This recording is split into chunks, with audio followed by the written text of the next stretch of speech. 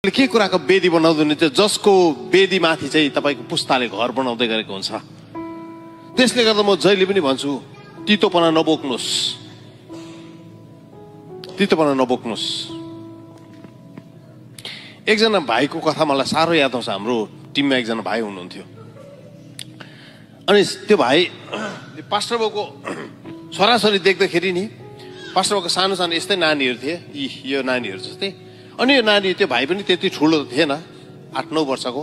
तर यो नानीहरू यत्रो नानीहरू पास्टर बाबुको यत्रो नानीहरू हुँदाखेरि त्यो भाइको मनमा नि एउटा डर लाग्दो एउटा जहिले पनि एउटा विचार आउँथ्यो अरे, हेर्नुहोस् है, सानो यिनीहरूलाई म मारिदिन्छु, यो नानीहरूलाई म मारिदिन्छु, हेर्नुहोस् है, गाडीको मुनि ढकेलिदिन्छु, त्यस्तो विचार आउने। घरि म डिलबाट यिनीहरूलाई ठेलिदिन्छु, उहाँ चर्चमा लुकेर म यिनीहरूलाई ढुङ्गाले हिर्काउँछु। जहिले पनि एकदमै सर्वनाश गर्ने, पास्टरको नानीलाई मार्ने, पास्टरको नानीलाई भत्काउने। अनि त्यो भाइ जवान भयो एक दिन। अनि पास्टरको नानीहरू अलिक ठुल्ठुलो भए। अनि एक दिन आराधनाको समयमा त्यो भाइले एउटा कुरा ग्रहण गरे, उसले मानिलियो। अनि के कुरा मानिलियो भन्दाखेरि नि त्यो भाइले के भन्यो भने नि, दाजु मलाई थाहा थिएन, पास्टरवाला भन्ने, दाजु मलाई थाहा थिएन, तर म आज तपाईँको अगाडि यो कुरा म कन्फेस गर्दैछु।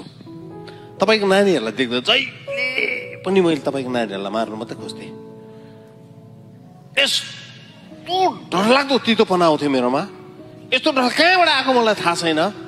तर म सानै हुँदाखेरि तपाईँको नानीलाई देखेँ कि डिलबाट झारिदिउँ, ढुङ्गाले हिर्काउँ, एकदमै त्यो नानीहरूलाई को जीवनमा नि नोक्सानी मात्र मैले देख्दै गरेको हुन्थेँ। अनि आज मैले चाल पाएँ त्यो कुरा किन भएको रहेछ भनेकन, मेरो जीवनमा त्यो कुरा किन भएको रहेछ भन्दा जब म सानो थिएँ, जब मेरो बुद्धि पनि थिएन, मेरो घरमा मेरो परिवारमा त्यो बिउ रोपिएको रहेछ। अनि मैले आज चाल पाएँ जब म सानो थिएँ, यस्तो यो नानीहरू जत्रो थिएँ, मेरो बुद्धि पनि थिएन, दिनरात मेरो घरमा चाहिँ तपाईँको घरको बारेमा चर्चा हुन्थ्यो, तपाईँको घरको बारेमा चर्चा हुन्थ्यो रहेछ। पास्टर यस्तो, पास्टर उस्तो, पास्टरले यसो गर्यो, उसो गर्यो, यो गर्यो, त्यो गर्यो, यस्तो डर लाग्यो। अनि म त मेरो त बुद्धि थिएन, म त सानो नानी थिएँ, तर मलाई के भयो थाहा छैन। तर यस्तो डर लाग्दो त्यो सानो उमेरमा नै म भित्र एउटा तीतोपना, एउटा क्रोध, एउटा आक्रोश, एउटा घिनलाग्दो दुष्ट विचार ममा यति डरलाग्दो प्रकारले हालिएछ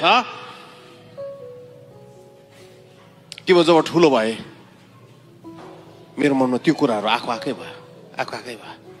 अनि आज मलाई क्षमा गरिदिनुहोस्, आज परमेश्वरको उपस्थितिमा म तपाईँलाई माफ माग्छु भने त्यो भाइले भन्यो। म तपाईँलाई के भन्नु, तपाईँको घरमा के कुरा रोप्दै हुनुहुन्छ, वाट आर यु प्लान्टिङ, तपाईँको छोराछोरीको जीवनमा के कुरा रोप्दै हुनुहुन्छ।